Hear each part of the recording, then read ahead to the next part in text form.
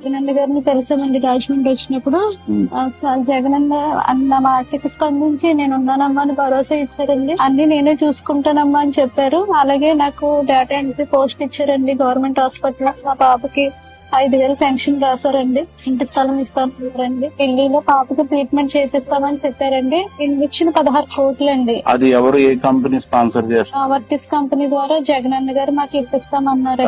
వైద్యం వాళ్ళు టెస్టులన్నీ చేసుకుంటారంటండి. టెస్టులో ఫిట్నెస్ ఉంటే ఆ పాపకి ఆ ఇంజక్షన్ ఇస్తారంటండి. మా పాపకు SMA అనే వ్యాధి వచ్చింది. ఆ విషయం తెలిసి మేము సజ్జల రామకృష్ణారెడ్డి గారిని తెలిస్తే ఆయన జగన్మోహన్ రెడ్డి గారికి మా న్యూస్ అంతా పంపించి 16 కోట్ల ఇంజక్షన్ శాంక్షన్ చేయించినారు. డిసెంబర్ 27వ తేదీ 2023లో వేసినారు. ఇంజక్షన్ వేసినారు. పాప బాగుంది. ఈ మధ్య ఎక్కడ చూసినా సేవ్ పునర్విక అని ఒక జరుగుతుంది. పాపకున్న డిసీజ్ కి ఒక ఇంజెక్షన్ కావాలి, అది 16 కోట్లు. పునర్విక కోసం మనం చేసే ఫండ్ కలెక్షన్ లో భాగంగా ఈ రోజు అయితే ఆగివీడు రావడం జరిగింది.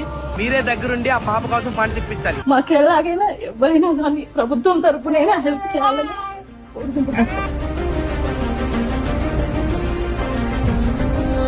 పాపకి ఇచ్చిన టైం 2 years మాత్రమే. ఆ 2 years లో 9 months గడిచిపోయాయి.